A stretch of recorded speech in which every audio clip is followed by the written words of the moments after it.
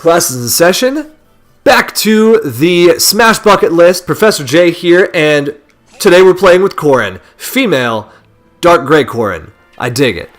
Who I have never attempted All-Star with, apparently, based upon the little score decal right there. So, this is our maiden voyage. Let's see how we do. I do like Corrin as a character. I was kind of perturbed at first at Corrin's inclusion, considering Corrin was in Smash before Corrin's game even came out, which just screams marketing, you know, like, we just want to make sure that you guys know Fire Emblem Fates is coming out, and it's a great game, don't get me wrong, but characters ought to deserve to be in Smash, not to just get tossed in because Nintendo wants to make sure that you guys know that you can buy their game that's coming out. And the fact that, for Ultimate, Sakurai has already gone on record saying that Nintendo chose all 5 DLC characters. All 5 of them. And it's kind of up to him to decide if they can be made into viable characters. So I guess that means it's not set in stone. But the fact that Nintendo is picking them makes me a little concerned that we're going to see more of the same. You know, we do have a Fire Emblem game that's coming up on the Switch. So it could very well be that we get yet another Fire Emblem character. And I feel like among all the franchises, Fire Emblem is the one that people complain about the most for overrepresentation in Smash. Nobody complains about Mario or Zelda because they've been around for a long time.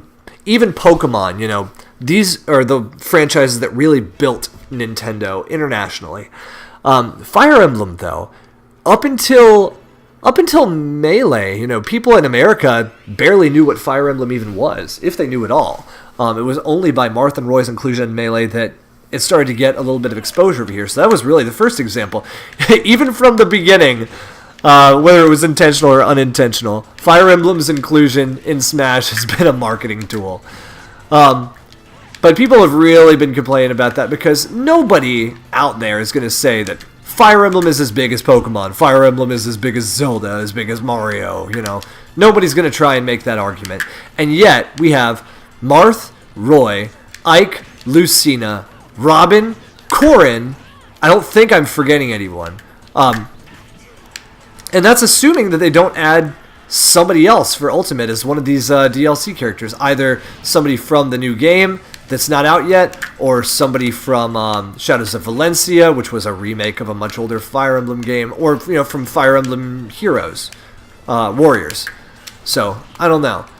I personally hope it's not another Fire Emblem character, and I've never been one of the people who has complained about Fire Emblem's, you know, high number of representatives in Smash, really. But there are so many other franchises who have 0 characters that really merit at least one. So, I don't know.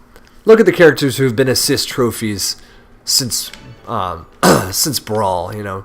Don't they deserve a fair shake? There are, I want to say, close to 10 or so assist trophies between Brawl and Wii U who aren't returning as assist trophies. So any of them are fair game, and I'm not saying that all of them have an equal chance of being included. Like, for example, I'm trying to think of one off the top of my head. I know that Tingle was previously an assist trophy, but he is not currently one in Ultimate, and that means that we could actually have Tingle as a playable character, and he was already playable in Hyrule Warriors, so it wouldn't be the first time he's been playable in a Nintendo game.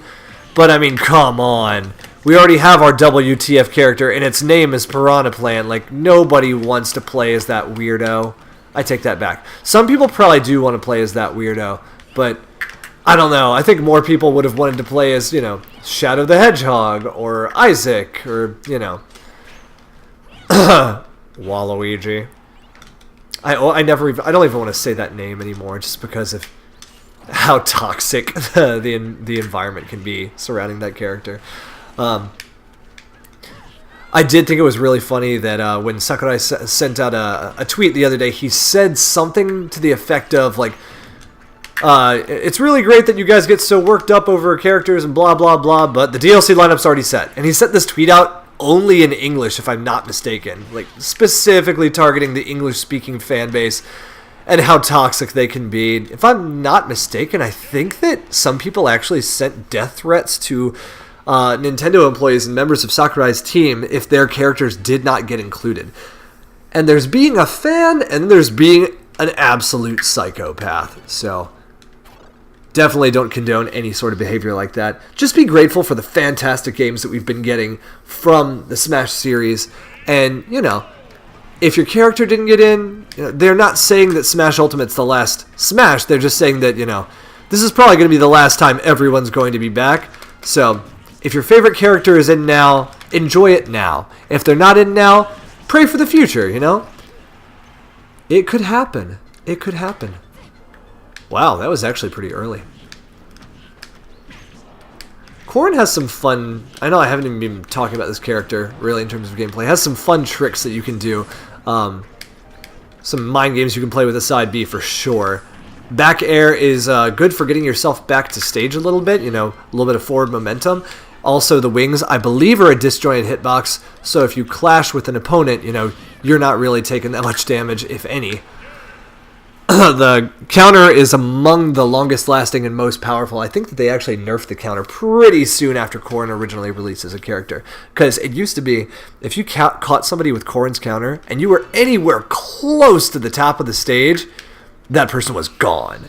It didn't matter if you had 5%. It's kind of like landing Mario's up B at the top of the stage. Even if you just get the one first little hit, and you're at the top of the stage, you can totally rob somebody of an entire stock. Corrin also has a great down throw and up throw, both of which have a lot of KO power. As far as new music that's in the game, since we're on the Street Fighter stage here, I just want to tell you guys, if you haven't heard Guile's updated theme that they just posted on the website the other day, go and have a look, because it is possibly the best version of that song I've ever heard, and I really like Guile's theme. I was big into Street Fighter 2, as I mentioned the other day. That was a little bit too close. I shouldn't have done that. This is why this level is not tournament legal. Do you see me just, like, running people off the side of the screen? Pit says, no, I don't want it. You can't make me. I don't want to go to the side of the screen, big dragon lady. Come here. Stop running. Standard B, good for stalling people. You can use it as a combo tool. Bye! Up throw. Oh, no, didn't do it. I have no rage at all. Come on. That'll do. Alright. I'm wrong twice, but not 3 times. Okay, that worked. Let's pretend we're going to just go off ourselves. There we go. Yeah, the DLC characters as a whole, definitely superior to the rest of the cast. I mean, if you take the average of everyone, you know? If you look at everyone in the entire cast from Ganondorf all the way up to, you know, some of the best characters who were in the regular roster, like Zero Suit Samus, Diddy Kong, etc. Like, if you run the average of all of them, and then you compare them to the DLC characters, the DLC characters on average are way better. I'm not saying that they're all fantastic, you know, some of them are just kind of okay, but most of them are considerably good. Like, Mewtwo is great apart from his weight. His weight is the one thing that draws him back. Lucas is a pretty solid character. Bayonetta is obviously one of the best, if not the best character in the game. You know, Cloud also, especially in doubles, quite possibly the best. Ryu, you see a decent number of Ryus at a high competitive level, especially when you take into consideration his down special. You know, fantastic tool. So, I guess it makes sense that going through the last couple of characters and them all being DLC, this has felt pretty easy, even on normal. I will say, Skyloft is a level that they improved drastically visually for Ultimate. If you haven't looked at Ultimate's version of Skyloft, it's gorgeous. It's gorgeous! It looks so good. So good. Okay. And here we are, down at the end. You see all of our fallen brothers in the background. Your fate is clear. You are now a trophy. Have a trophy. I wonder if they're aware of what's happening to them while they're in the trophy. Oh no, not the worst level in the game. Again.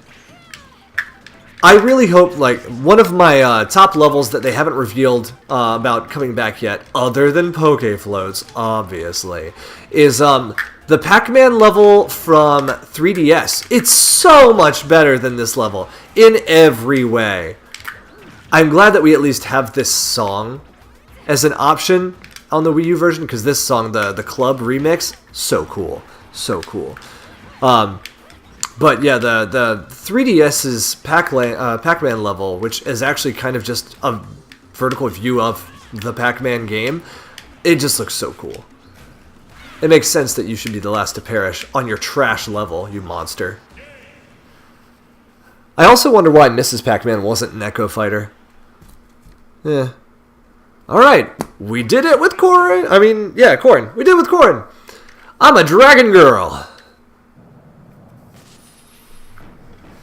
I will say Corrin is probably the most creative Fire Emblem character protagonist that they've come up with in the franchise so far. And I say that not having played every single one, but seriously, a sword fighter who can turn into a dragon partially or, entirely, pretty cool. Not to say that, characters who turn into dragons are a brand new thing in the Fire Emblem world. I mean, we have Tiki, who is in Awakening along with her daughter, whose name starts with an M. I can't remember what it is off the top of my head. But the two of them, and then I want to say that there are other dragons as well that are in Fates, but I might be mistaken.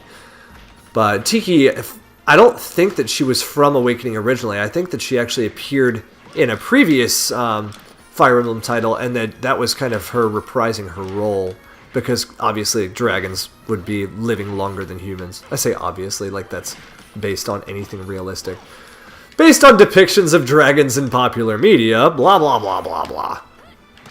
So here we have Corrin, who is attacking Zelda? Or there's a giant apple in the air, and then 4 Toon Links. I don't know what I'm looking at here. Could somebody help me out? What is the reference that I am not getting? Come on. So close.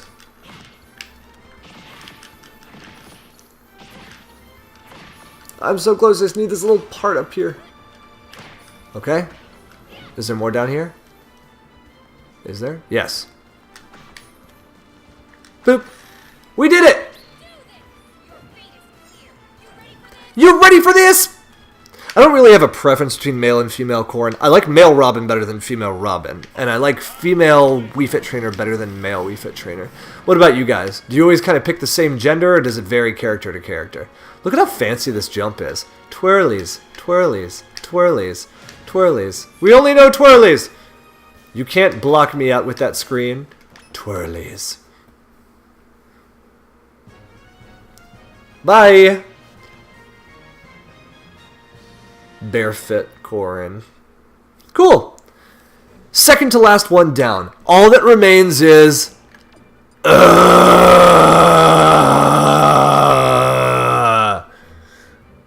Class dismissed.